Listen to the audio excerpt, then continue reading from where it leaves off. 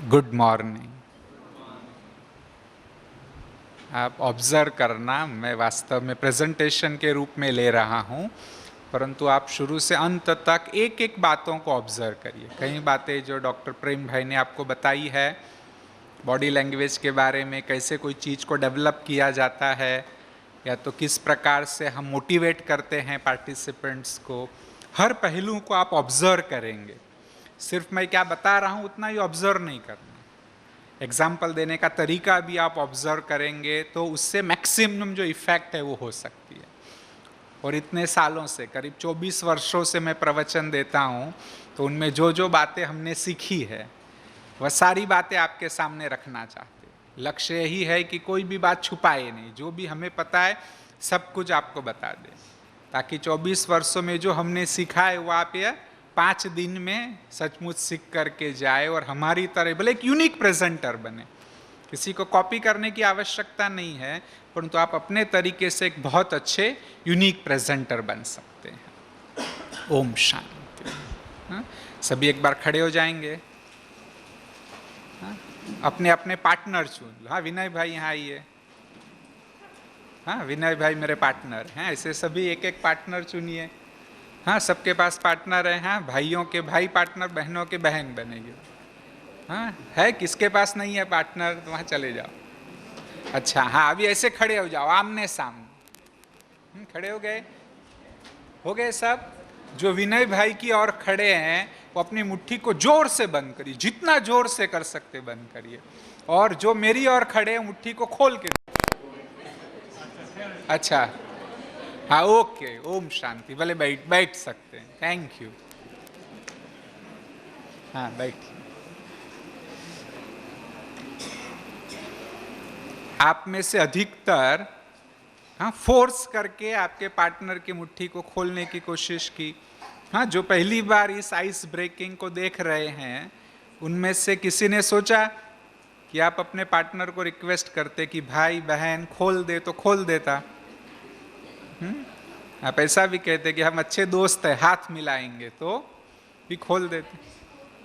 लेकिन आपने पहले देखा था कि फर्स्ट टाइम होगा तो बहुत अच्छा। जिन्होंने जो फर्स्ट टाइम ये आइस ब्रेकिंग कर रहे हैं और अगर आपने ऐसा सोचा तो बहुत अच्छा, कॉन्ग्रेचुलेशन देना ना। देखो ताली तो बजाओ। तो बहन को तो ऐसा सचमुच करना चाहिए हमें। और जो पूरा लाभ लेना है इस सारी ट्रेनिंग से, तो न केवल सुनना परंतु साथ साथ में सोचना भी। और सिर्फ सोचना नहीं है, कोई नए तरीके से सोचना है। मुट्ठी को खोलना था तो कोई नए तरीके से अगर आप सोचते तो आराम से विदाउट फोर्स मुट्ठी खुल जाती। तो ऐसे ही तनाव से भी मुक्त होना है, कोई नए तरीके से हम सोचने लगेंगे तो फोर्स करे बिगर भी आप स्ट्रेस फ्री हो सकेंगे। सिर्फ सोचना ही नहीं है परंतु साथ साथ में उसको फील भी करिए। जो बातें मैं आपको बताऊंगा उसका फील करेंगे तो भी ज्यादा फायदा होगा। हंसने की बात हो तो जोर से हंसिए। आपको पता है कैसे हंसना होता है? हाँ, नहीं आता है? देखो, बच्चे जब छोटे होते हैं तो दिन में 80 बार हंसते हैं, परंतु जैसे जैसे हम बड़े होते जाते हंसना भूल जाते हैं। हाँ, तो क्या करना पड़ता है प्रोफेसर? हाँ, क्या करना पड़ता है? लाफिंग क्लब खोलने पड़ते हैं। हाँ? कि कम से कम लोग जाके आर्टिफिशियली तो हंसे। हाँ, तो जोर से हंसा। आप नहीं हंसेंगे तो आपको आर्टिफिशियली हंसाना पड़ेगा। जो भी दुख की बात हो तो भी फील करिए। जितना आप रियलाइजेशन करेंगे उतना ये प्रेजेंटेशन से आपको अच्छा फायदा होगा। और अच्छे से अच्छा रिस्पॉन्स भी देना। आप जितना अच्छा रिस्पॉन्स देंगे मेरे अंदर में जो बात है वो बाहर निकलेगी। आप चुपचाप बैठे रहेंगे तो मैंने जो तैयारी की वो भी शायद मैं भूल जाऊंगा। तो अच्छा से रिस्पॉन्स भी देना। वर्तमान समय क्यों आवश्यकता है कि हमें स्ट्रेस मैनेजमेंट के बारे में सबसे ज्यादा इन चीजों को सिखाना चाहिए?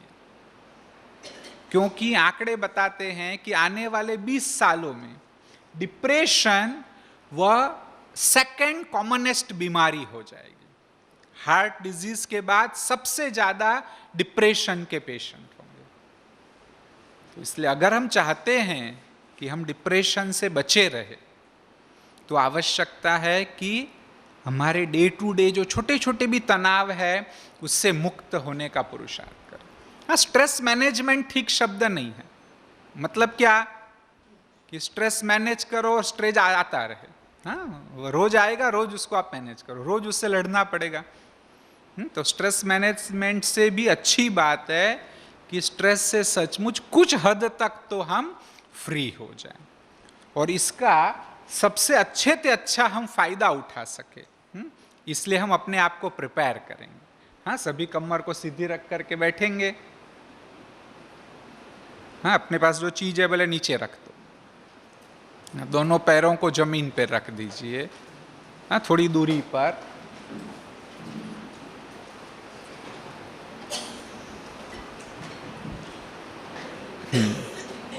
आराम से कमर को सीधी रख करके बैठिए। हाँ, हाथों को भी हल्का छोड़ दो।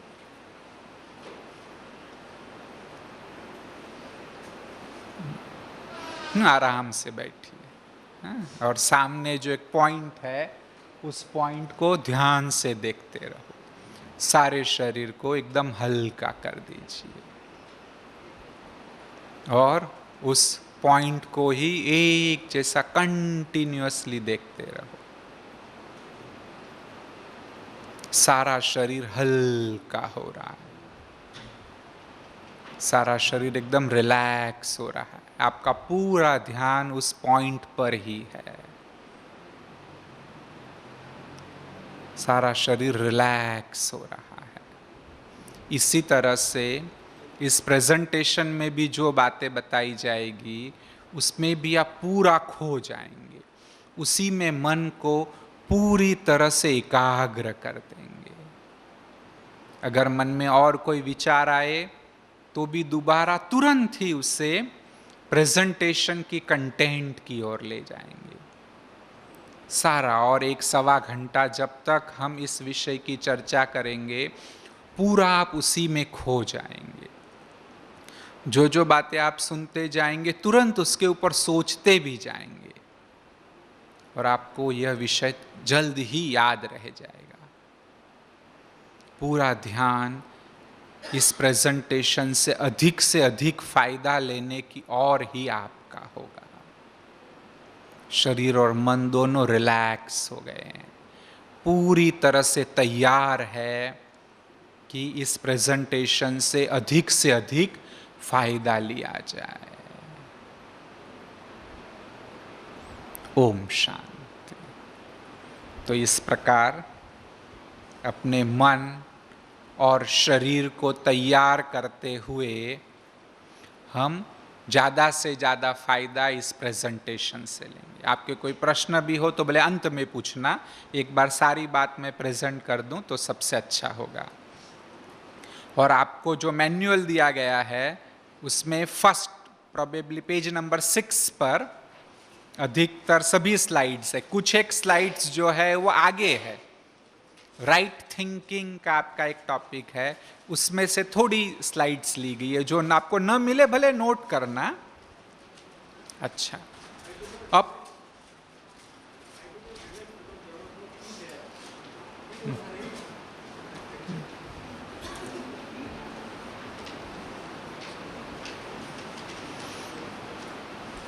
हमें क्यों तनाव को कम करने की पूरी कोशिश करनी चाहिए?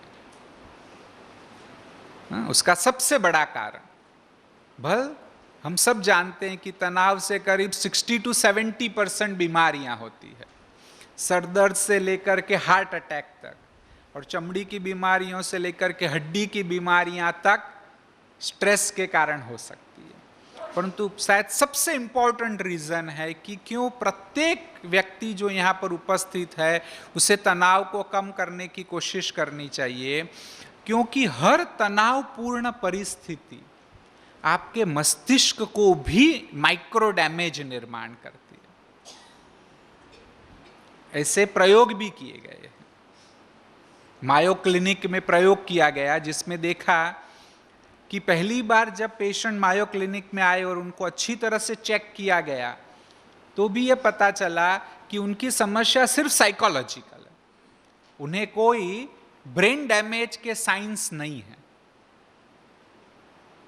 उन्हें नर्वसनेस थी, किसी को डिप्रेशन था, किसी को एंजाइटी थी। परंतु यही पेशेंट दोबारा मायो क्लिनिक में आए। कोई पेशेंट 6 मास के बाद आए, कोई पेशेंट 5 साल के बाद भी आए।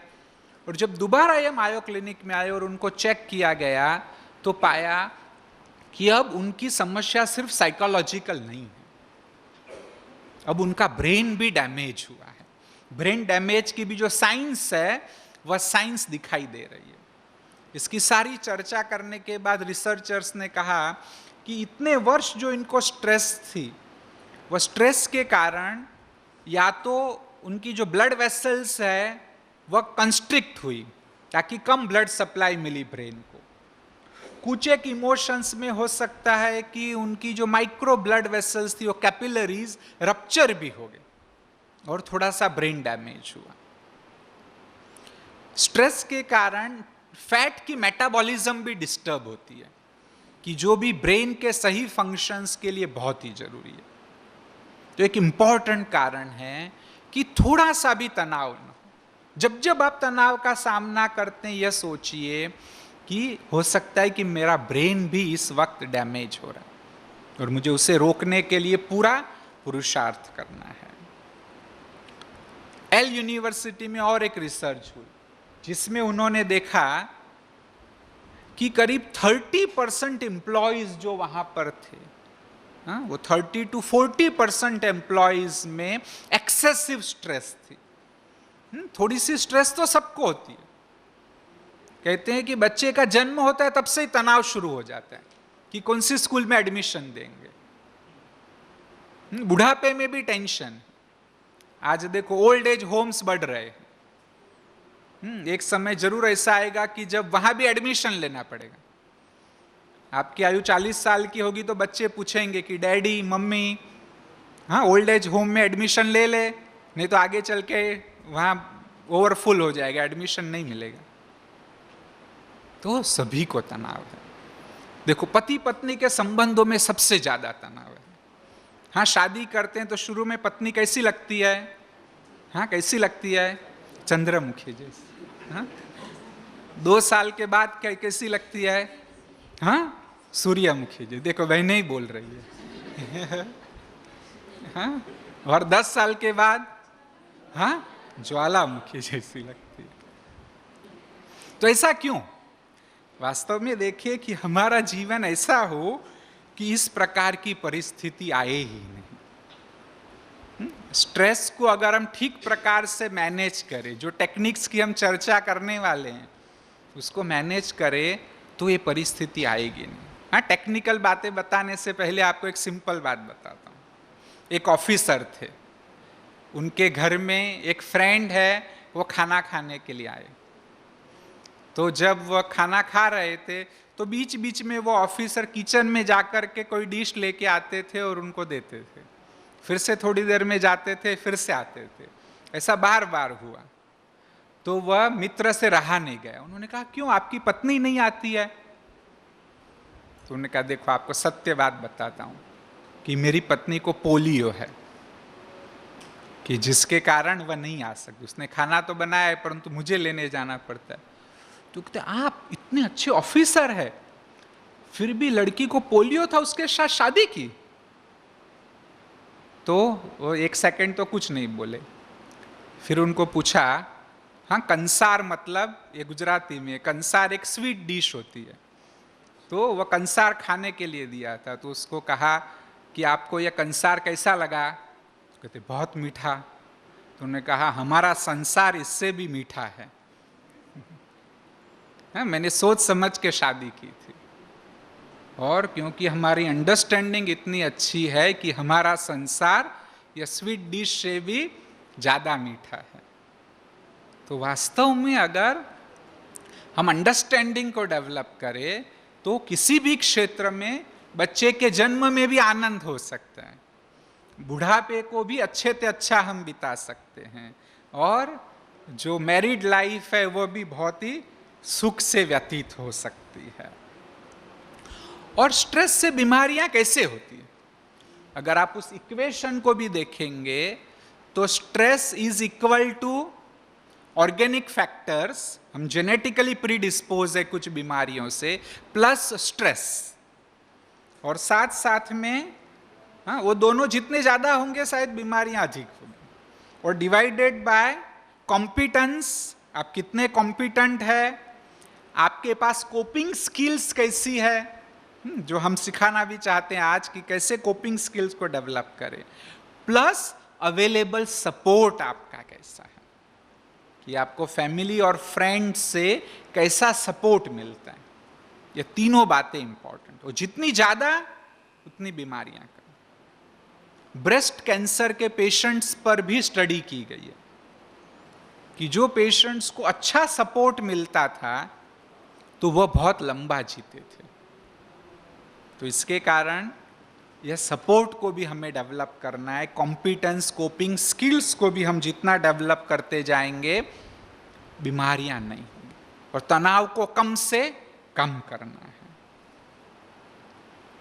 एक बहुत अच्छी नॉवेल है जिसकी कहानी कुछ इस प्रकार शुरू होती है कि दूसरे ग्रह के लोग पृथ्वी पर आते हैं, जैसे हम मंगल पर जाने की कोशिश करते हैं तो ऐसे ही उस ग्रह के लोग पृथ्वी पर आते हैं और पृथ्वी के लोगों की सारी दिनचर्या का अभ्यास करते हैं। अच्छी तरह से उसमें वर्णन है कि पृथ्वी के लोग कैसे अपना जीवन व्यतीत करते हैं, क्या क्या करते हैं, और यह सारा देखने के बाद अंत में यह लोग इस निर्णय पर आते हैं कि यह पृथ्वी के लोग अजीब से लोग हैं, ये पृथ्वी के वासी इतने अजीब से हैं कि वो अपने लिए ही समस्या निर्माण करते हैं, फिर उसके लिए कंप्लेन करते हैं। मेजोचिस्ट मतलब कि जो व्यक्ति अपने आप को दुख देता है, सैडिस्ट मतलब कि जो दूसरे को दुख देता है और खुद सुख का अनुभव करता है, खुद को अच्छा लगता है। परंतु मेजोचिस्ट वह है कि जो अपने आप को दुख देता है और फिर उसको उल्टा अच्छा लगता है। तो यहां कहा कि फिर ये लोग कंप्लेन करते हैं। इसलिए हमारी स्थिति ऐसी बन गई है, कहते हैं कि तनाव से हो गई है दोस्ती इस कदर, तनाव से हो गई है दोस्ती इस कदर कि तनाव होता है तनाव के न होने पर। कुछ टेंशन नहीं हो तो हम टेंशन में आते हैं। तो इसीलिए इस प्रकार की जो अवस्था है उससे हमें पूरी तरह से मुक्त होना है। और यह स्ट्रेस शब्द को प्रोफेसर हेंसेल उन्होंने प्रचलित किया है, उन्होंने काफी रिसर्च की, 1930s से उन्होंने रिसर्च की है, और ऐसे करते करते यह शब्द बहुत ही प्रचलित हुआ। कहते हैं कि पहले जो शब्द था वह फ्रेंच वर्ड था डिस्ट्रेसी, मतलब कि ऑपरेशन, सप्रेशन, दबाना, और आगे चल करके यह स्ट्रेस शब्द है वह प्रचलित हुआ। स्ट्रेस की अगर सिंपल परिभाषा हमको देखनी कि भी कैसे पता चले कि मुझे स्ट्रेस है या नहीं है, तो एक सिंपल सी बात है कि हर परिस्थिति प्रेशर लाती है। छोटी सी भी बात है तो वह छोटी सी बात भी प्रेशर लाती है। जैसे कि भी एग्जाम में बच्चों को जाना है तो वो एग्जाम का एक प्रेशर है, वह करीब करीब हर बच्चे को एक जैसा प्रेशर है क्योंकि एग्जाम है। और वो जो pressure divided by coping ability. अभी जिन बच्चों की कोपिंग एबिलिटी नहीं है, जिन्होंने अच्छी तरह से तैयारी नहीं की है, तो उनको ज्यादा स्ट्रेस होगा। हाँ, उनको लूज मोशन हो जाता है, कई लोगों को बुखार आ जाता है, इसको एग्जामिनेशन फीवर भी कहा गया कि एग्जाम के दिनों में बुखार आता है। और कई विद्यार्थी है एग्जाम के दिन में अच्छा पढ़ पाते हैं, उल्टा एग्जामिनेशन हॉल में उनकी थिंकिंग क्लियर होती है, जो पहले विचार नहीं आते थे ऐसे अच्छे विचार उनको एग्जामिनेशन हॉल में आते हैं, क्योंकि उनकी कोपिंग एबिलिटी अच्छी है। तो कोपिंग एबिलिटी को हमें बढ़ाना, इससे भी और गहराई से स्ट्रेस को समझना चाहिए। नीचे अगर आप देखेंगे तो हमारे जीवन के कई पहलू है वास्तव में, कि आपकी पर्सनल लाइफ है, आपकी फैमिली लाइफ है, आपको बच्चों के साथ डील करना है, आपको अपना जॉब करना है। ये जो अलग अलग लाइफ के एरियाज है, तो उनमें जो डिमांड है वो सिचुएशन की डिफरेंट हो सकती है। कि भी फैमिली लाइफ में कम है तो बच्चों के साथ डील करने में ज़्यादा प्रेशर आता है, जॉब करने के लिए जाते तो और ज़्यादा प्रेशर आता है। वो हर एक का भिन्न भिन्न है। और इसके साथ साथ एक तो यह कर्व है और दूसरा कर्व है आपकी कोपिंग एबिलिटी का। आपकी जो कोपिंग एबिलिटी का कर्व है, अगर वो उसको क्रॉस कर जाता है, डिमांड ज़्यादा है, कोपिंग एबिलिटी कहीं कम है आपकी, तो वहाँ पर आपको स्ट्रेस होगा। मैं बहुत अच्छी तरह से एक अकाउंटेंट को जानता हूँ कि जिनकी जॉब को डील करने की कैपेसिटी इतनी अच्छी थी कि उनको 0.1% भी ऑफिस में तनाव नहीं होता था, परंतु उनकी पत्नी के साथ डील करने की कोपिंग एबिलिटी इतनी कम थी कि घर आते ही उनको टेंशन हो जाता था। और इतना टेंशन होता था कि वह रात को 10 बजे तक घर नहीं आते थे। उनको पता था मैं जल्दी घर जाऊंगा तो दुखी होना पड़ेगा, इसलिए अगर कभी जल्दी आ गए तो रेलवे स्टेशन पे बैठे रहेंगे, कहीं गार्डन में बैठे रहेंगे, परंतु घर नहीं जाएंगे। तो यह क्लासिकल उदाहरण है कि कैसे कोई एक एरिया में भी, आज कई है कि जो शायद मैरिड लाइफ को भी अच्छी तरह से डील कर पाते, लेकिन बच्चों के साथ डील नहीं कर पाते। बच्चों के साथ डील करने की उनकी स्किल्स कमजोर है, तो इसके कारण उस एरिया में उन्हें टेंशन होता है। तो आप अब ये चेक करिए कि आपको कहाँ कहाँ स्ट्रेस हो रहा है, और एक ओपन होकर के लिखना भी चाहिए।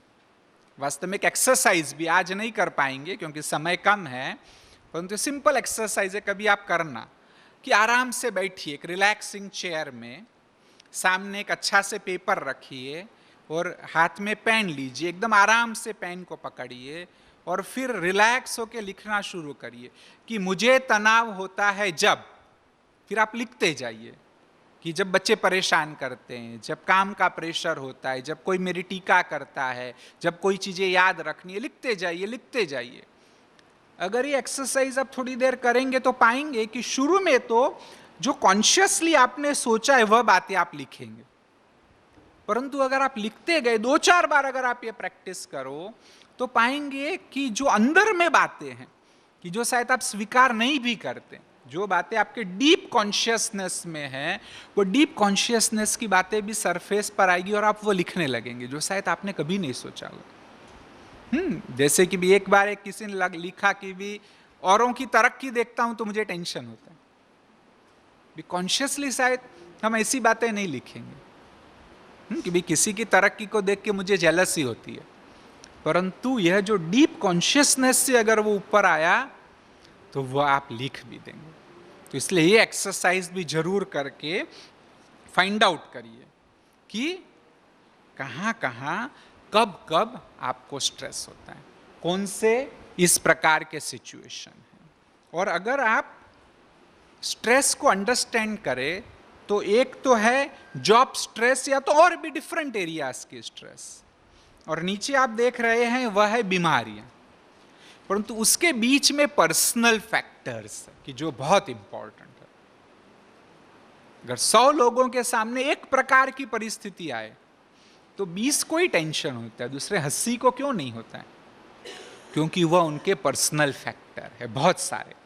एक तो पर्सनल फैक्टर जो बिल्कुल अब आज एक्सेप्टेड है वह है टाइप ए पर्सनालिटी।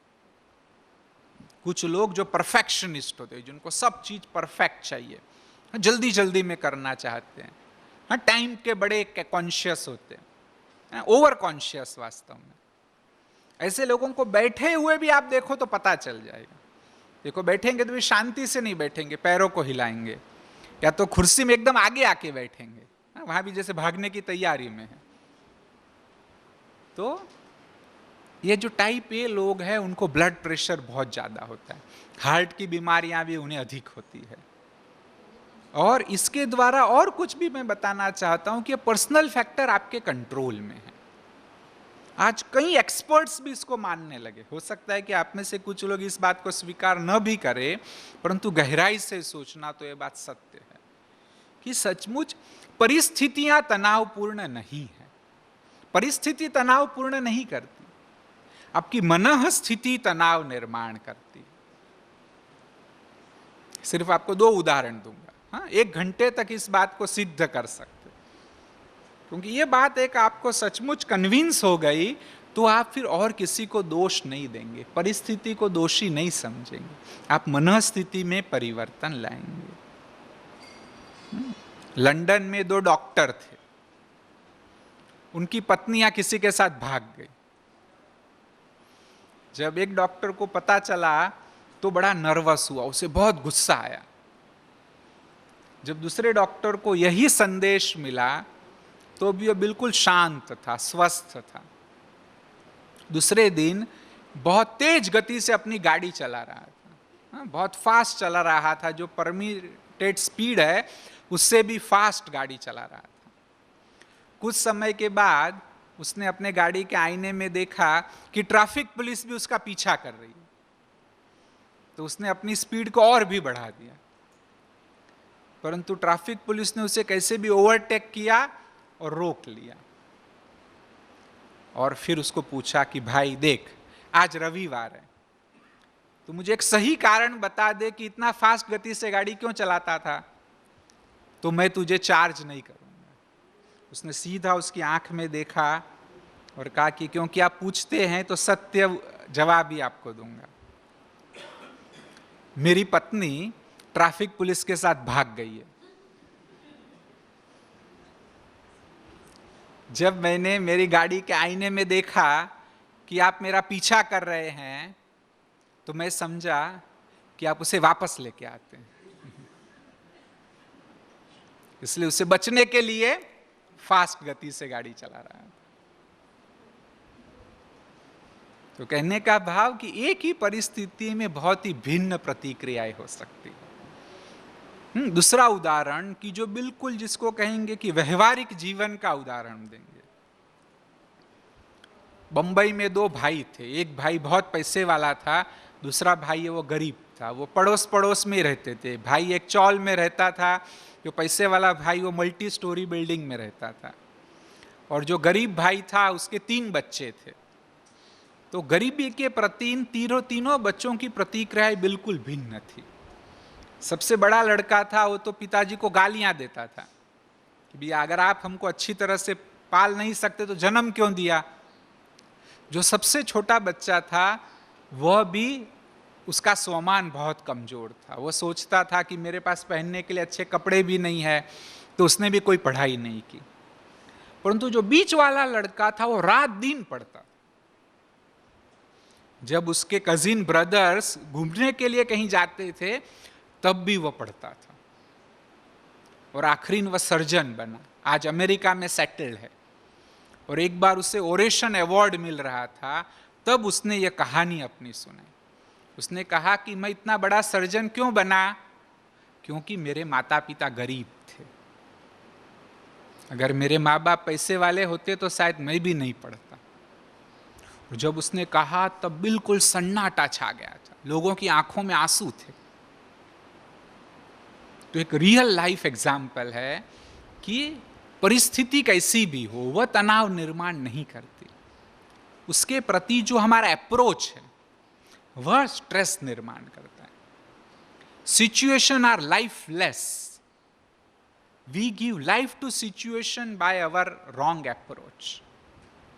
तो इसलिए इस एक बात को आप अच्छी तरह से अगर अपने आप को समझा देंगे तो तनाव से मुक्त होने का जो सही कदम उठाना चाहिए वह सही कदम आप उठाएंगे। अन्यथा परिस्थितियों को दोषी मानते रहेंगे कि जिससे कोई सॉल्यूशन नहीं निकलने वाला है।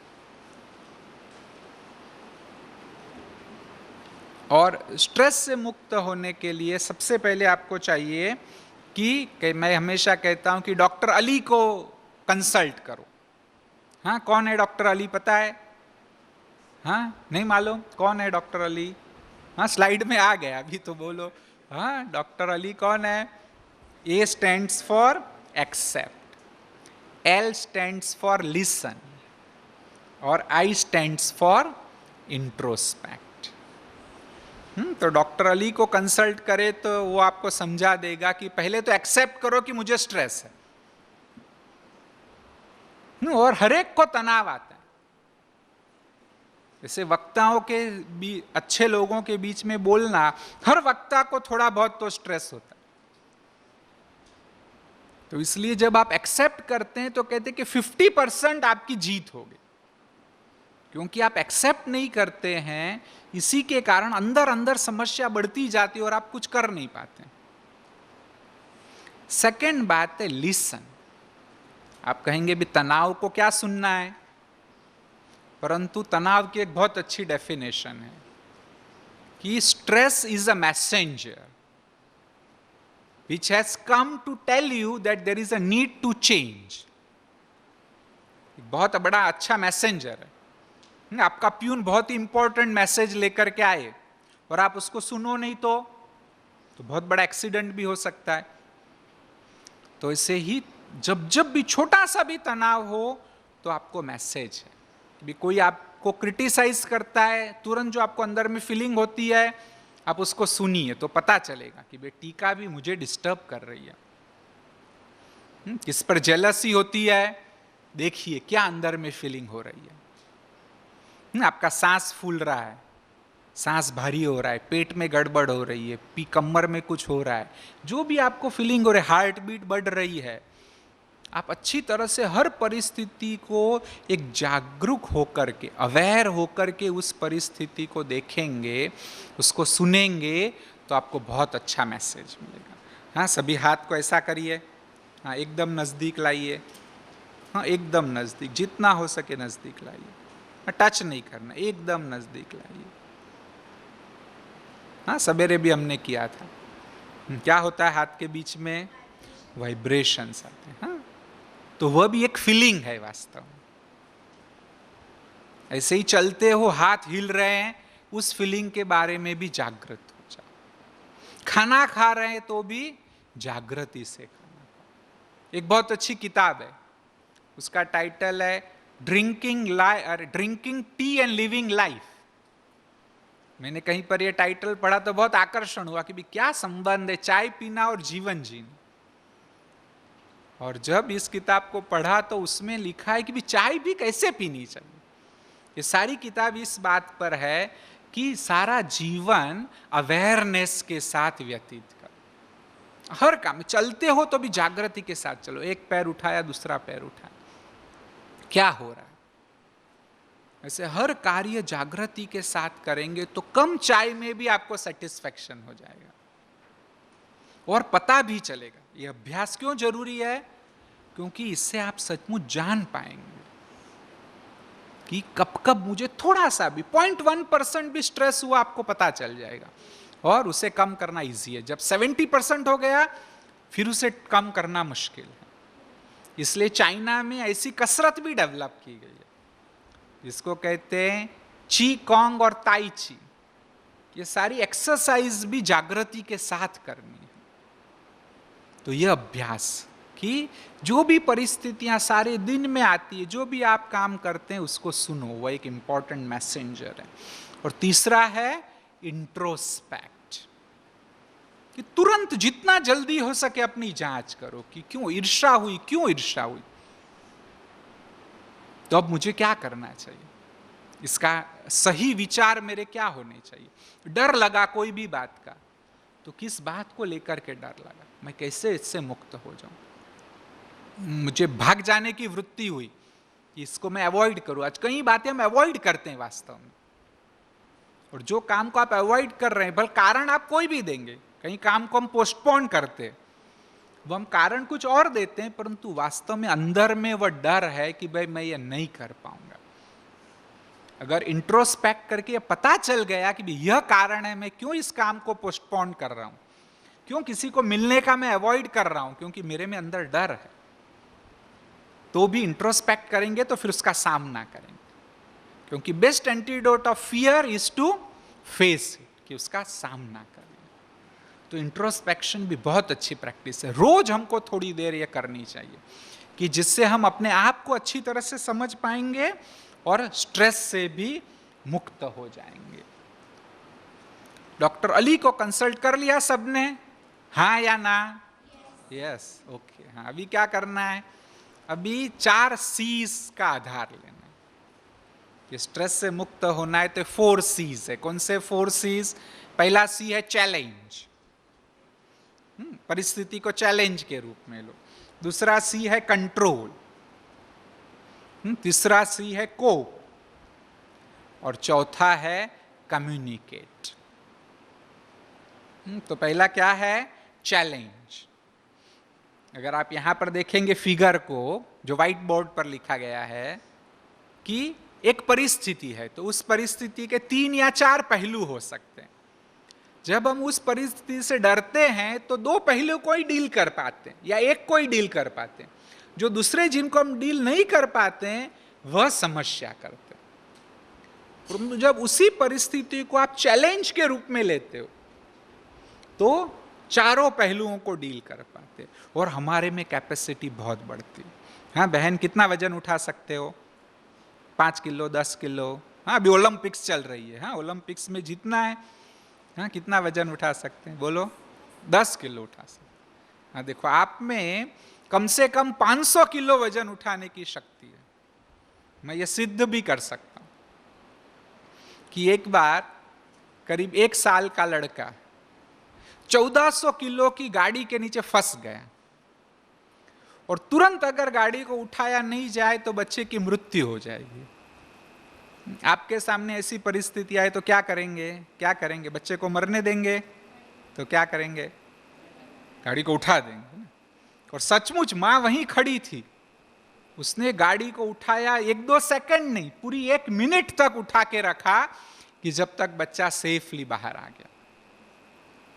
तो जब भी हम चैलेंज के रूप में कोई भी परिस्थिति को लेते हैं तो इम्पॉसिबल भी सत्य होता है। तो इसलिए कहा जाता है कि भी इम्पॉसिबल के बारे में सोचो भी जीवन में। और जो भी परिस्थितियों को चैलेंज के रूप में लेते हैं उनका एक स्लोगन होता है। पता है स्लोगन? हाँ, आप सब रिपीट करेंगे मेरे साथ कि नहीं करेंगे? करेंगे, अच्छा। हाँ, देखो वो स्लोगन है, फेंक दो हमारी जिंदगी को आग में। बोलो। हमारी आग को भी बदल देंगे हम बाग में, सर करेंगे आखिर सब मोर्चे, कि आने दो मौत को भी सामने, मौत को भी सामने। तो ऐसा कोई स्लोगन, भले और अच्छा स्लोगन भी लीजिए लेकिन उसको रिपीट करिए। और जब आप रिपीट करेंगे तो आप में भी वो सिचुएशन को फेस करने की शक्ति आ जाएगी। और ये चैलेंज को बढ़ाने के लिए 3 शब्दों को याद करिए। ऐसे 2 स्टेटमेंट है वास्तव में। पहला है face it, fight it and finish it. क्या? फेस इट, बोलो, फाइट इट और फिनिश। और दूसरे 3 शब्द है greet it, meet it and beat it. क्या? ग्रीट मतलब मिलो, टेंशन आए तो बोलो हेलो, वेलकम।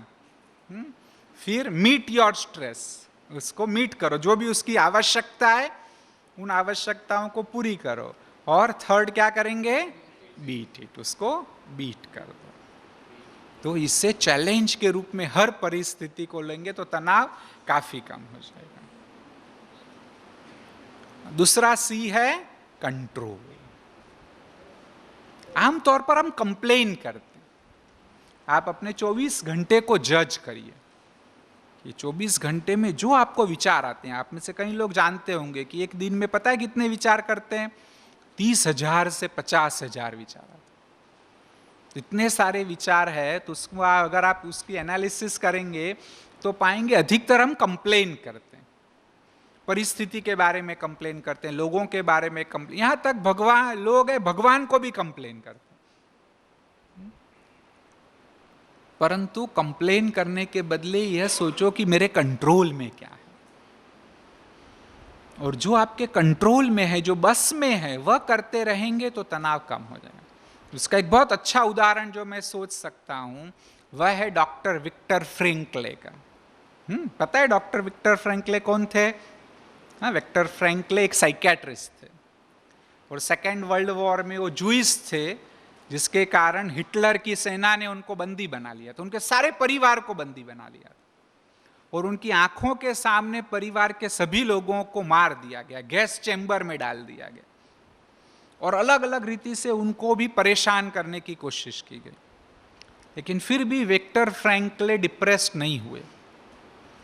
उन्होंने सोचा कि मेरे कंट्रोल में क्या है वह मैं करूं, और एक मनोचिकित्सक होने के नाते लोगों के मन का अभ्यास करना वह उनका व्यवसाय था। तो वहां पर उस कंसंट्रेशन कैंप में भी उन्होंने और बंदियों के मन का अभ्यास किया और जब सेकेंड वर्ल्ड वॉर पूरी हुई और उन्हें मुक्ति मिली तो उन्होंने एक बहुत अच्छी किताब लिखी है जिसका टाइटल है man in search of meaning. इस किताब में उन्होंने लिखा, बहुत अच्छी बातें ऑब्जर्व की है। एक तो उन्होंने ये ऑब्जर्व किया कि जेल में छोटे छोटे 2-4 बिस्किट देते थे, लेकिन फिर भी 1 महीने के बाद विक्टर फ्रैंकले ने ऑब्जर्व किया कि कुछ बंदी थे जिन्होंने वो बिस्किट बचा के रखे थे। क्यों बचाए होंगे? कैसे बचाए? हाँ, कैसे बचाए? हाँ, क्यों बचाए बिस्किट? वो तो पूरे नहीं थे, 1/4 भी नहीं मिलते थे, फिर भी क्यों बचाए? नहीं आइडिया? शायद उन्होंने सोचा कि आगे चल के भी बंद कर दे तो अभी जो थोड़े से दे रहे वो भी देना बंद कर देंगे तो कैसे जीवन बढ़ेगा।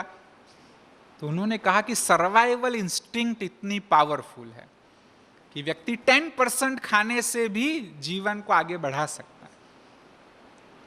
दूसरा उन्होंने ऑब्जर्व किया कि कई बंदे थे वो मर रहे थे और कुछ एक थे यह सभी यातनाओं के बीच में भी जी गए। उन्होंने देखा कि कौन जी गया तो छोटी सी बात को भी लोग लेकर के सारी यातनाएं सहन कर ली। एक बंदी ने कहा कि मुझे मेरी बेटी की शादी करानी है, ये छोटी सी बात को लेकर के वह यह सारी यातनाएं झेल गया। तो ऐसे जीवन में कोई ना कोई मीनिंग चाहिए, कोई मकसद चाहिए। अगर जीवन में अच्छा मकसद हो तो कितनी भी समस्याएं आप अच्छा जीवन जिएंगे। इस उदाहरण से सीखना है कि कितनी न भयानक परिस्थिति हो, विक्टर फ्रैंकले जैसी परिस्थिति तो हमारे बीच में नहीं आती है। हमारे बीच में सिंपल प्रॉब्लम आते हैं तो तुरंत ये पूछो कि मेरे कंट्रोल में क्या है, और जो मेरे कंट्रोल में वही सोचना है, वैसा ही मुझे समय बिताना है। कोई ना कोई चीज हमारे कंट्रोल में जरूर होती है। तीसरी बात है कोप। अपनी कोपिंग एबिलिटी को बढ़ाओ। ये सोचो कि मैं कोई नई स्किल्स को सीखूं, कोई आर्ट सीखूं, कोई नई किताब पढ़ूं और कोई बातें मेरे में आए तो मेरी कोपिंग एबिलिटी बढ़ेगी। हाँ? ये सारे कोर्स में भी जो आपको बातें बता रहे उसको भी स्टडी करिए कि जिससे भी आपकी कोपिंग एबिलिटी बढ़ेगी। और चौथी बात है कम्युनिकेट। कि जब भी टेंशन हो सके तो अपने आप को पॉजिटिवली समझाइए, परंतु जब लगे कि तनाव बढ़ रहा है तो अपनी फीलिंग औरों को बता दीजिए। बल एक व्यक्ति को भी, एक भी व्यक्ति जो आपका मित्र है, आपकी बातों को सुनता है, उसको मन की बात बता दो तो आप हल्के हो जाएंगे। यहां तक कि जब परिस्थिति विकराल बन जाए, बहुत बड़ी परिस्थिति आए, तो भले रो लेना भी अच्छा है, क्योंकि आंसुओं में 2 हार्मोन होते हैं, प्रोलैक्टिन एंड कॉर्टिसोल। ये प्रोलैक्टिन एंड कॉर्टिसोल दोनों स्ट्रेस हार्मोन है कि अगर वह शरीर से बाहर आ जाए तो बहुत ही अच्छा है। बल बार बार नहीं रोना चाहिए, क्योंकि बार बार रोने से आपकी कैपेसिटी कम होती है, परंतु जब असह्य समस्या हो तो रोना भी अच्छी चीज है। इन 4 C's को अपनाइए। और एक जो मैं आपको इंपॉर्टेंट बात बताना चाहता हूं कि हमारी भाषा भी इंपॉर्टेंट है। कहती जैसे हम भाषा का उपयोग करते हैं वैसा ही हम फील करते हैं। यह भी एक अपने आप में विषय है कि हम अपनी लैंग्वेज को अगर इंप्रूव करें तो आप जीवन में सफल भी ज्यादा होंगे। किसी को मिलते हैं तो भी जो भाषा का आप उपयोग करते हैं ऐसा ही आप फील करते हैं। ऐसे ही स्ट्रेस फ्री लाइफ में भी भाषा को चेंज करना कई लोग कहते हैं कि भी थोड़ा तनाव जरूरी है, परंतु वास्तव में थोड़ा भी तनाव जरूरी नहीं है। तनाव मतलब बुरा। अच्छे तनाव को यू स्ट्रेस भी कहा गया है, परंतु मैं सोचता हूं उसमें भी तो स्ट्रेस है। स्ट्रेस मतलब स्ट्रेस, तो हमें अलग शब्द का उपयोग करना चाहिए। अगर आप इस ग्राफ को भी देखेंगे कि जब आपके ऊपर कोई डिमांड आती है तो शुरू में आपका परफॉर्मेंस इंप्रूव होता है, कैपेसिटी बढ़ती है, परंतु जब वो प्रेशर ज्यादा बढ़ जाए तो परफॉर्मेंस भी वास्तव में कम होता है। हमने कॉलेज के बच्चों के विषय में बात की थी कि वर्ष की शुरुआत में बच्चे 2 घंटा भी नहीं पढ़ पाते, परंतु एग्जाम के दिनों में कितना पढ़ते हैं? हाँ, 20 घंटा भी पढ़ लेते हैं। कैसे? क्योंकि एग्जाम का प्रेशर था। तो उसको स्ट्रेस नहीं कहेंगे, उसका हमें और शब्द का उपयोग करना चाहिए जिसको कहेंगे मोटिवेशन या तो प्रेरणा, कंसर्न। जैसे कोई बात की कंसर्न होती है तो हमारे में इंप्रूवमेंट आती है। तो जो हिस्सा हमारे परफॉर्मेंस को बढ़ाता है वह वास्तव में वो मोटिवेशन का हिस्सा है। जब भी मोटिवेशन वो स्ट्रेस में अगर कन्वर्ट हो गया तो वो बुरा है। इसलिए इस बात को पक्की करिए, और जब भी स्ट्रेस शब्द का हम यूज करते हैं वह वास्तव में बुराई है। और देखा गया है कि केमिकल्स में भी डिफरेंस है। जब आप मोटिवेट होते हैं तो कोटेकोलामाइंस नाम के केमिकल्स निर्माण होते हैं कि जो अच्छे हैं। एक्सरसाइज करते हैं तब भी कोटेकोलामाइंस निर्माण होते हैं, लेकिन जब भी तनाव होता है तो कॉर्टिसोल निर्माण होता है। ये कॉर्टिसोल वो स्ट्रेस हार्मोन है। कॉर्टिसोल आपकी रोग प्रतिकारक शक्ति भी कम करता है, यहां तक ब्रेन को भी डैमेज करता है। तो इसके कारण तनाव को हमें कम से कम कर देना है। और एक अगर पावरफुल स्टेप को लेना हो, श्री अरविंदो ने बहुत ही अच्छी बात कही है। उन्होंने कहा है कि we are unconditional spirits tapped in conditions like a sun in eclipse. जैसे सूर्य को ग्रहण लगता है, ऐसे वास्तव में we are in fact unconditional spirits. चीजें जैसी दिखाई देती है वैसी नहीं है वास्तव में। देखिए पृथ्वी कैसी दिखती है? हाँ, पृथ्वी कैसी दिखाई देती है?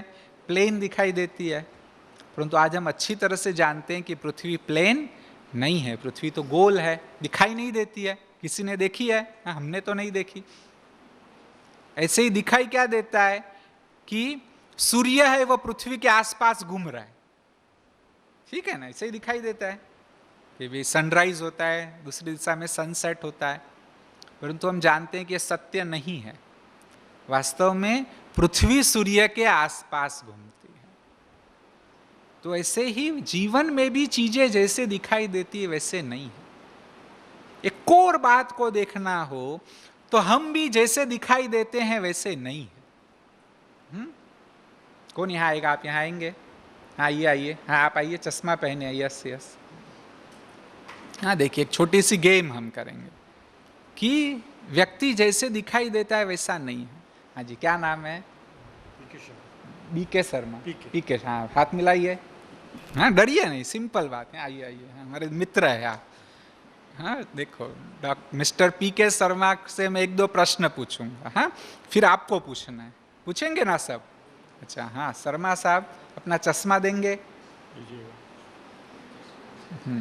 पहला प्रश्न है, किसका चश्मा है? किसका है चश्मा? हाँ आप ही बोलिए, हमको बोलने, आपको पूछना है प्रश्न, आपको जवाब नहीं देना है। हाँ, मिस्टर शर्मा का चश्मा है, बरोबर है ना? दूसरा प्रश्न, क्या चश्मा मिस्टर शर्मा है? जी नहीं। हाँ, चश्मा मिस्टर शर्मा नहीं है। मिस्टर शर्मा अपनी घड़ी देंगे? मैं वापस दे दूंगा। किसकी घड़ी है? हाँ, दूसरा प्रश्न पूछो, प्रश्न पूछो। हाँ, आप ठीक से नहीं पूछ रहे हो। क्या घड़ी मिस्टर शर्मा है? नहीं है। अच्छा हाँ, पहला प्रश्न पूछना है आपको। पूछो पहला प्रश्न। ये हाथ किसका? किसका है हाथ? मेरा है। मिस्टर शर्मा का हाथ है। हाँ, दूसरा प्रश्न, हाँ क्या मिस्टर शर्मा हाथ है? जी नहीं। जल्दी मान गया ना, तो लोग कहते मैं हाथ हूं। अच्छा, हाँ, तो मिस्टर शर्मा हाथ नहीं, पैर नहीं, आंख नहीं, नाक नहीं, मुंह नहीं, तो कौन है? हाँ, अच्छा देखो, दूसरी एक सिंपल बात हम लेते हैं। हाँ? ऐसा किसी को भी नहीं होना चाहिए, परंतु यहाँ पर किसी का सीरियस एक्सीडेंट हो जाए और तुरंत ऑपरेशन की जरूरत पड़े, हाँ, तो यहाँ कोई डॉक्टर है? हाँ, डॉक्टर कौन है? हाँ, खड़े हो जाइए। हाँ, डॉक्टर साहब देखो खड़े हो गए। हाँ, तो आप क्या कहेंगे? तुरंत ऑपरेशन की जरूरत है, क्या कहेंगे? पेशेंट को ऑपरेशन थिएटर में ले आओ। हाँ, और ऑपरेशन करते करते पेशेंट का देहांत हो जाए तो क्या कहेंगे? बॉडी को बाहर ले जाओ। हाँ? तो अंदर गया तो पेशेंट था, बाहर आया तो बॉडी हो गया, क्या चला गया? हाँ, आत्मा। जो भी नाम दो, भले आप आत्मा कहीं को कहना अच्छा नहीं लगता। हाँ, तो आत्मा है, स्पिरिट है, एक लाइफ एनर्जी है। हाँ, मिस्टर शर्मा कौन है? एक लाइफ एनर्जी, एक आत्मा है, शरीर से भिन्न शक्ति है। एग्रीड? कॉन्फिडेंट? लॉक कर दे? अच्छा, ये सब मैं वापस दे रहा हूँ, आप सभी साक्षी है। हाँ, थैंक यू शर्मा साहब, भले बैठिए। क्या करेंगे? हाँ, ताली तो बजाओ। देखो, शर्मा साहब ने आके कुछ सिखाया आपको। तो इससे क्या पता चला कि सचमुच हमारे में एक life energy, we are unconditional spirits. बस ये भी याद करो कि भी हमारे पर कोई ग्रहण नहीं लगना चाहिए, न परिस्थिति का, न लोगों का। ये चीजें तो आएगी और जाएगी। रमन महर्षि ने बहुत अच्छी बात बताई है। उन्होंने सोचा कि भाई मैं ये 5 इंद्रियां नहीं हूं, मैं ये 5 कर्मेंद्रियां नहीं हूं, मैं 5 ज्ञानेंद्रियां भी नहीं हूं। उन्होंने तो ये भी सोचा कि भाई मैं फीलिंग्स भी नहीं हूं, क्योंकि फीलिंग्स तो आती है और जाती है, परंतु मैं तो सदैव हूं। अगर सचमुच देखे तो आत्मा का भी जो एसेंस है, बल फीलिंग्स भी आत्मा में ही है, परंतु आत्मा का जो एसेंस है वह सदैव स्टेबल है।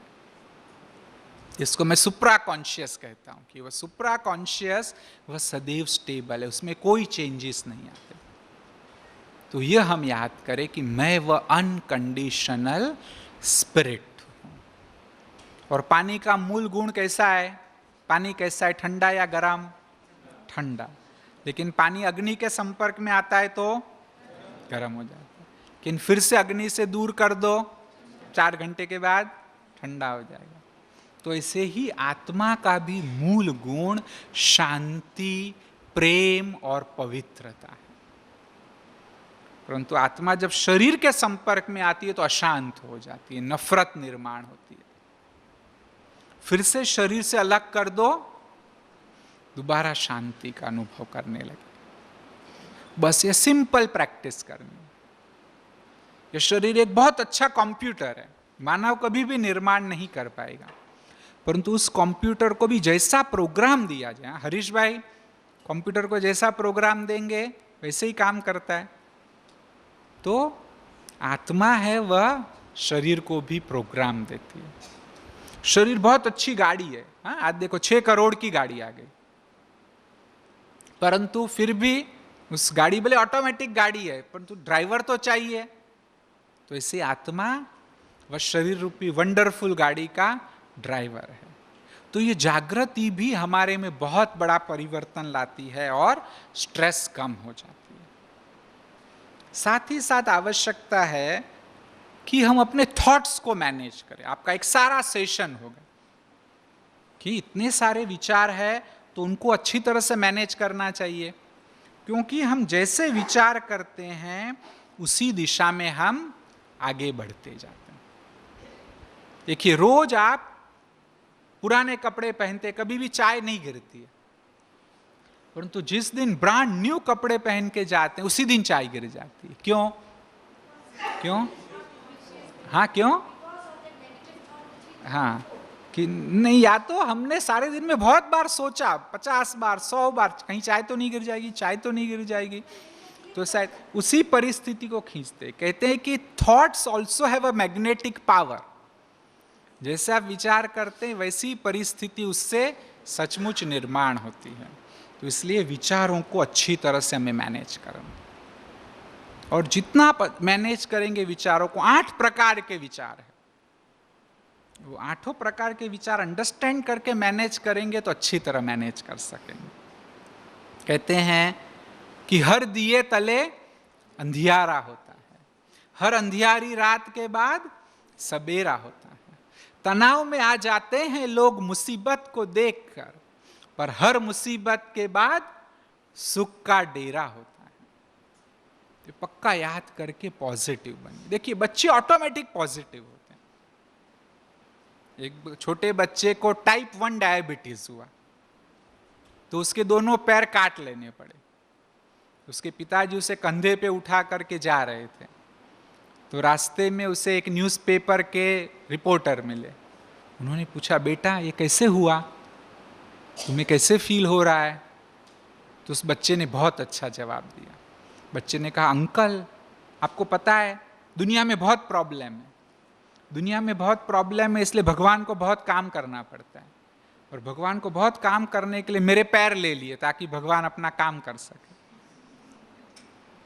तो बच्चे ऑटोमेटिक पॉजिटिव, और हर बात में आप अगर कोशिश करेंगे तो कोई ना कोई पॉजिटिव बात आपको जरूर मिल जाएगी। हो सकता है कि आप कहें कि भी पॉजिटिव सोचना बहुत मुश्किल है, हर परिस्थिति में पॉजिटिव नहीं सोच सकते। अगर आपको ऐसा भी लगे तो कम से कम राइट थिंकिंग तो जरूर करिए। राइट थिंकिंग का क्या मतलब है कि परिस्थिति जैसी है वैसी ही उसे देखो।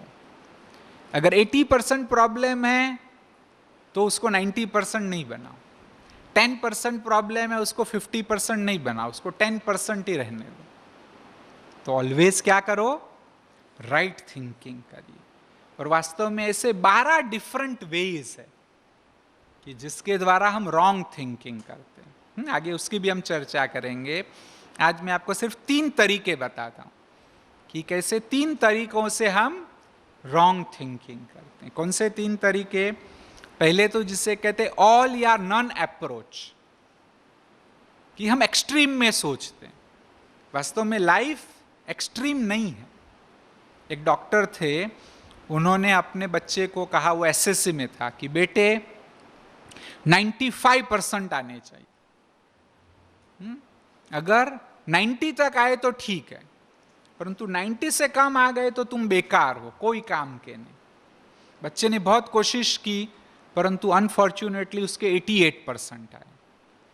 तो पिता ने उसे क्या अच्छी बुरी बातें सुना दी कि तुम बेकार के हो, मेरा सारा जीवन बर्बाद कर दिया, मैं किसी को मुंह दिखाने के लायक नहीं रहा। और यह सब सुन के वो लड़का एकदम पहले तो सीरियस हो गया। 2 दिन 3 दिन तक कुछ नहीं बोला, और 3 दिन के बाद वह पागल हो गया। ये सत्य घटना। आज भी वह लड़का पागल है, उसका इलाज चल रहा है, परंतु ठीक नहीं होता है। ये शायद एक्सट्रीम एग्जाम्पल है रॉन्ग थिंकिंग का, परंतु ऐसा ना करें। राइट थिंकिंग क्या होता, उसको कहते चलो 88 आए, हमारा एक्सपेक्टेशन था कि 90 से ज्यादा आए, थोड़े परसेंटेज कम आए, तुमको क्या करना चाहिए था, कहाँ तुमने टाइम वेस्ट किया, स्टडी की जो टेक्निक थी उसमें कहाँ तुमने मिस्टेक की, पेपर लिखने में कहाँ मिस्टेक की, चलो इन सब को हम इम्प्रूव करेंगे। तो शायद एचएससी में उसके 95 भी आते। इसलिए कभी भी ऑल या नन अप्रोच ना करें। दूसरा तरीका है कि हम कई बार कंक्लूजन पर जंप कर जाते, तुरंत कोई बात का निर्णय कर लेते, वह भी गलत है। सोचते नहीं है परिस्थिति के बारे में। एक जज थे, उनकी पत्नी उनको रोज अच्छा गरम खाना बना करके देती थी जब भी वो कोर्ट से आते थे। एक दिन जब आए और उनको खाना मिला तो ठंडा खाना था, तो इतना गुस्से में सारी थाली उड़ा के फेंक दी और कहा, यह भी कोई खाना होता है? अभी मुझे मालूम पड़ गया है कि तुम मुझे प्यार नहीं करती हो, इसलिए तुमने ऐसा खाना बनाया। परंतु वास्तव में क्या हुआ था, हाँ, ये जंपिंग टू कंक्लूजन है कि भी निर्णय कर लिया। राइट थिंकिंग क्या होता, सबसे पहले तो कि भी साल में 364 डेज तो मुझे गर्म खाना मिला है, एक दिन नहीं मिला तो कोई बात नहीं। दूसरा, पूछते भी कि भी क्या हुआ, वास्तव में क्या हुआ था कि उनका लड़का बीमार हो गया था और उनकी पत्नी उसे डॉक्टर के पास ले गई थी। वहां बड़ी लाइन थी, 4 घंटे तक वहां बैठी रही। तो क्योंकि राइट सिचुएशन को नहीं देखा तो इसके कारण इतना बड़ा तनाव हुआ। अर्थात कि कभी भी कंक्लूजन पर जंप ना करिए। तीसरा तरीका है जिसको कहते हैं ऑलवेज मेंटालिटी, कि प्रॉब्लम ऑलवेज नहीं आते, कभी कभी आते हैं। ऐसे लोग सोचते हैं कि हमेशा मेरे ही सामने प्रॉब्लम आते हैं। एक बार एक वक्ता को किसी ने प्रश्न पूछा तो उस वक्ता ने जवाब दिया, क्या फालतू प्रश्न है, ऐसा भी कोई प्रश्न होता है? तो ये रिएक्शन देने के बाद उस व्यक्ति ने जीवन भर प्रश्न पूछना ही छोड़ दिया। वो हमेशा यह सोचता था कि कभी भी मैं कुछ पूछूंगा तो मुझे वक्ता यही जवाब देगा कि क्या फालतू क्वेश्चन है, मुझे प्रश्न पूछना ही नहीं आता। परंतु सत्य हकीकत क्या थी कि उस वक्ता को उस प्रश्न का उत्तर ही नहीं आता था। उसके कारण उसने कह दिया कि क्या फालतू प्रश्न है। और ऐसा हमेशा नहीं होता है। राइट थिंकिंग क्या है? हो सकता है कि एक बार मैंने फालतू क्वेश्चन पूछा, लेकिन दोबारा तो मैं सोच समझ के पूछूंगा तो फालतू प्रश्न नहीं होगा। और हर वक्ता ऐसा नहीं होता है। कुछ तो ऐसे भी वक्ता होंगे कि जो मुझे अच्छी तरह से जवाब देंगे। राइट थिंकिंग के साथ साथ हमें अपने इमोशंस को भी डील करना सीखना है। कहते हैं कि हमें इमोशनली भी इंटेलिजेंट बनना है। और आज क्यों तनाव बढ़ रहा है? क्योंकि हम अपने इमोशंस को हमने डील करना नहीं सीखा। और सबसे इंपॉर्टेंट इमोशन अगर हम देखें कि जिसको हमें डील करना नहीं आता है, वह है एंगर। क्रोध सबको समस्या निर्माण करती है। और अगर हम अपनी बिहेवियर को एक स्पेक्ट्रम के रूप में हम देखेंगे, दिस जंपिंग टू कंक्लूजन की हमने चर्चा कर ली। हाँ, ऑलवेज मेंटालिटी की भी। ओके, हाँ नेक्स्ट। हाँ, कि अगर स्पेक्ट्रम ऑफ एक्सप्रेशन हम अपने बिहेवियर को हम देखें तो एक कोने में तो है सप्रेशन। जब भी कोई बात होती है तो हम क्या करते हैं? अपनी फीलिंग्स को सप्रेस करते हैं। तो सप्रेशन तो अच्छा नहीं है। और दूसरे कोने में एंगर। एंगर भी अच्छा नहीं। अगर सप्रेशन कैंसर निर्माण करता है तो एंगर वो हार्ट अटैक निर्माण कर सकता है। ऐसे भी किस्से हैं कि जो बहुत एंगर में जिनका हार्ट फट गया, परंतु सबसे अच्छा रास्ता जो कहा गया है कि बीच का रास्ता सबसे अच्छा रास्ता है। तो हमारे बिहेवियर को मैनेज करने में भी बीच का रास्ता वह सबसे अच्छा है। और बीच का रास्ता क्या है? बीच का रास्ता है कि असर्टिव बिहेवियर, कि आपकी जो फीलिंग्स है उसको असर्ट करिए, व्यक्त जरूर करिए, परंतु मन को स्टेबल रख करके करिए, बैलेंस बना करके करिए। जब क्रोध में आते हैं तो क्रोध वह चंद पलों के लिए पागलपन। आपको सीखना है कि भी कैसे स्टेबल रहे, कैसे एंगर को मैनेज करने सीखना है। हाँ या ना? यस। हाँ, तो हाँ, 2 बहनें और 2 भाई यहाँ आ जाएंगे। हाँ, जल्दी जल्दी आइए, कौन ऑफर करेगा? हाँ, ये और एक बहन आइए। हाँ, किसको ज़्यादा गुस्सा आता है? हाँ, भाई भी 2 भाई आइए जल्दी जल्दी। हाँ, अच्छा आइए। हाँ, और किसी को गुस्सा आता है? आइए। हाँ, देखो। हाँ, स्टेज पे आ जाइए भले। हाँ, पार्टनर नहीं, अरे बाप रे। हाँ, चलो आप, हाँ दो बहन जी आ गई, बहुत अच्छा। यस। हाँ, तो आप पार्टनर है। हाँ, दोनों पार्टनर है, आप दोनों भी पार्टनर है। ठीक है।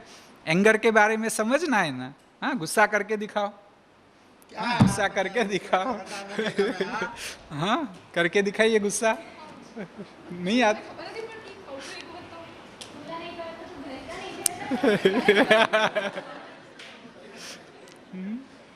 देखो क्या हुआ, झूठ मूठ का गुस्सा किया ना, सचमुच गुस्सा आया?